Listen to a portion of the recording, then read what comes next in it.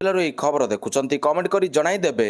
আসিলা প্রথম খবর 4টাରେ ସବୁ ଠପ୍ ମକ୍ ଡ୍ରିଲ୍ ନେଇ ଅଗ୍ନିଶମ ଡିଜିଙ୍କ ପ୍ରତିକ୍ରିୟା। ଆଜି ଉପକୂଳ ଓ ନିର୍ଦ୍ଦିଷ୍ଟ ସହରାଞ୍ଚଳରେ ହେବ ମକ୍ ଡ୍ରିଲ୍। ଆଜି ଅପରାହ୍ନ 4টাରେ ବାଜିବ ସାଇରନ୍। 12ଟି ସ୍ଥାନରେ କରାଯିବ ମକ୍ ଡ୍ରିଲ୍। ଆଜିଠାରୁ ଆରମ୍ଭ ହେବ, ସପ୍ତାହେ ଚାଲିବ। ସତର୍କ କରିବା ସହ 5 ମିନିଟ୍ ବାଜିବ ସାଇରନ୍। ସମସ୍ତେ ଭାଗ ନେବାକୁ ଅପିଲ କରିଛନ୍ତି ଅଗ୍ନିଶମ ଡିଜି। ମକ୍ ଡ୍ରିଲ୍ ନେଇ ଆଜି ଦେଶର ବିଭିନ୍ନ ସ୍ଥାନରେ ଚାଲିଛି ଅଭ୍ୟାସ। ସାଇରନ୍ ବାଜିଲେ କଣ କରିବେ ସେ ନେଇ କରାଯାଉଛି ସଚେତନ। ସାଧାରଣ ଲୋକଙ୍କୁ ଦିଆଯାଉଛି ତାଲିମ। ଓଡ଼ିଶାରେ 12ଟି ସ୍ଥାନରେ ହେବ civil defence mock drill. Baleswar, Koraput, Bhubaneswar ଓ ଗୋପାଳପୁରରେ ମକ୍ ଡ୍ରିଲ୍ କରାଯିବ। ସେହିପରି ହୀରାକୁଦ, ପାରାଦୀପ, ରାଉରକେଲା ଓ ଭଦ୍ରକରେ ବି ହେବ। ଏହା ସହ ଢେଙ୍କାନାଳ, ଜଗତସିଂହପୁର, କେନ୍ଦ୍ରାପଡ଼ା ଓ ତାଳଚେର ମକ୍ ଡ୍ରିଲ୍ କରାଯିବା ନେଇ ନିଷ୍ପତ୍ତି ନିଆଯାଇଛି। ଏନେଇ 12 ଜିଲ୍ଲାର ଜିଲ୍ଲାପାଳ ଓ ଅଧିକାରୀମାନଙ୍କ ସହିତ ଆଲୋଚନା କରିଛନ୍ତି ଗୃହ ସଚିବ ସତ୍ୟବ୍ରତ ସାହୁ। ପରବର୍ତ୍ତୀ ଖବର, ପ୍ରଧାନମନ୍ତ୍ରୀଙ୍କୁ ଚିଠି। ଦିଘା ଜଗନ୍ନାଥ ଧାମ ବିବାଦ ନେଇ ପ୍ରଧାନମନ୍ତ୍ରୀଙ୍କୁ ଚିଠି। ପ୍ରଧାନମନ୍ତ୍ରୀଙ୍କୁ ଚିଠି ଲେଖିଛନ୍ତି ବାଲୁକା ଶିଳ୍ପୀ ସୁଦର୍ଶନ ପଟ୍ଟନାୟକ। ଚିଠିରେ ଦିଘା ଜଗନ୍ନାଥ ମନ୍ଦିରକୁ ଜଗନ୍ନାଥ ଧାମ ନାମକରଣ କରାଯିବା ପ୍ରସଙ୍ଗକୁ ନିନ୍ଦା କରିଛନ୍ତି। ଘଟଣାର ଉପଯୁକ୍ତ ପଦକ୍ଷେପ ଗ୍ରହଣ କରିବା ପାଇଁ ପ୍ରଧାନମନ୍ତ୍ରୀଙ୍କୁ ଅନୁରୋଧ କରିଛନ୍ତି। ଏପରିକି ଦିଘାକୁ ଜଗନ୍ନାଥ ଧାମ କହିବା ଧାର୍ମିକ ଭାବନାକୁ ଆଘାତ ଦେଉଥିବା ସୁଦର୍ଶନ ଚିଠିରେ ଉଲ୍ଲେଖ କରିଛନ୍ତି।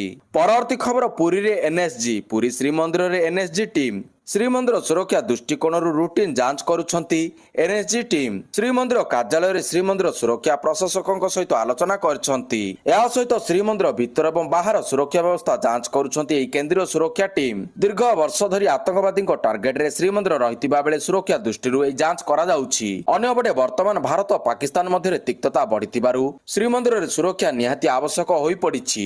ଏଭଳି ପରିସ୍ଥିତିରେ ଏନ୍ଏସ୍ଜିର ଏହି ଯାଞ୍ଚ ପ୍ରକ୍ରିୟା ବେଶ ଗୁରୁତ୍ୱ ବହନ କରୁଛି। ଶ୍ରୀମନ୍ଦିର ସୁରକ୍ଷା ବର୍ତ୍ତମାନ 12 ପ୍ଲାଟୁନ ଫୋର୍ସ ରହିଛନ୍ତି। ଏଚ୍ଏଚ୍ଏମ୍ଡି ମେସିନ୍ ଓ ଡିଏଫ୍ଏମ୍ଡି ମେସିନ୍ ମାଧ୍ୟମରେ ସୁରକ୍ଷା ଯାଞ୍ଚ କରାଯାଉଛି। ଏହା ସହିତ ସ୍ୱତନ୍ତ୍ର ସୁରକ୍ଷା ବାହିନୀ ମଧ୍ୟ ନିୟୋଜିତ ହୋଇଛନ୍ତି। ପରବର୍ତ୍ତୀ ଖବର, ଭୀମସାରରେ ହେବ ହେଲିପ୍ୟାଡ୍। ବୁର୍ଲାସ୍ଥିତ Veer Surendra Sai institute of medical science and research VIMSAR କର୍ତ୍ତୃପକ୍ଷ ଗୁରୁତର ରୋଗୀଙ୍କ ପାଇଁ ହେଲିକପ୍ଟର ଜରୁରୀ ଚିକିତ୍ସା ସେବା ଯୋଗାଇବା ଉଦ୍ଦେଶ୍ୟରେ ନିଜ କ୍ୟାମ୍ପସରେ ଏକ ହେଲିପ୍ୟାଡ୍ ନିର୍ମାଣ କରିବାକୁ ଯୋଜନା କରୁଛନ୍ତି। ଏହି ପଦକ୍ଷେପର ଲକ୍ଷ୍ୟ ହେଉଛି ରୋଗୀମାନଙ୍କୁ ଭାରତର ପ୍ରମୁଖ ସହରଗୁଡ଼ିକରେ ଥିବା ଉନ୍ନତ ହସ୍ପିଟାଲଗୁଡ଼ିକୁ ସମୟମତ ସ୍ଥାନାନ୍ତର କରିବା। ସମ୍ବଲପୁର ସଦର ତହସିଲଦାର ମନୋଜ କୁଜୁର କହିଛନ୍ତି ଯେ ହେଲିପ୍ୟାଡ୍ ପାଇଁ ଜମି ଚୟନ କରାଯାଇଛି।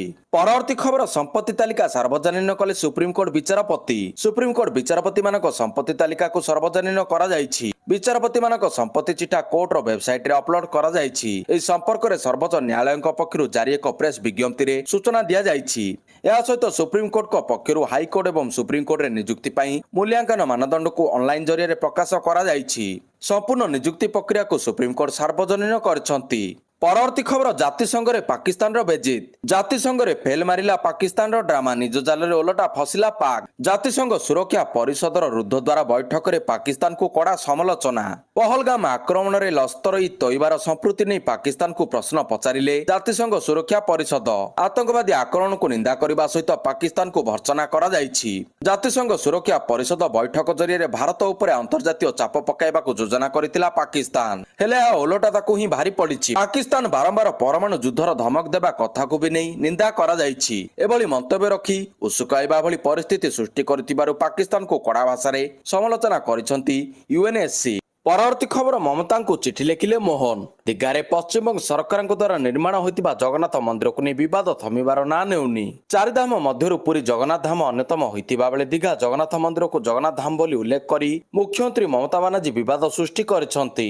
ଏହାକୁ ନେଇ ରାଜ୍ୟ ସରକାରଙ୍କ ତରଫରୁ ଏହି ନାମକୁ ହଟାଇବାକୁ ବାରମ୍ବାର ଅନୁରୋଧ କରାଯାଉଥିବା ବେଳେ ମମତା କିନ୍ତୁ ନିଜ ଜିଦ୍ରେ ଅଟଳ ରହିଛନ୍ତି।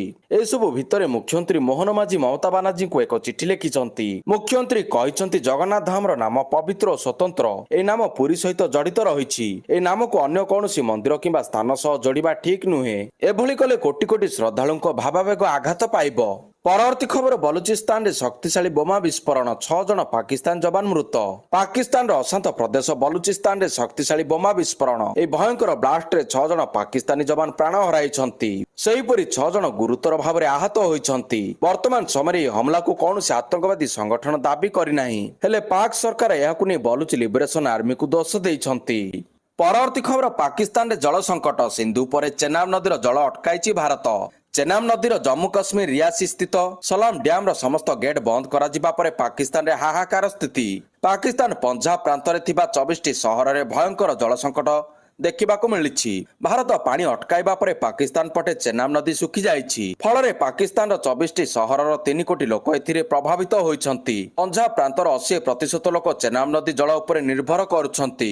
ଜଳ ସଂକଟ ହେବ ବୋଲି ପାକିସ୍ତାନ ସରକାର ଆଶଙ୍କା କରିଛନ୍ତି।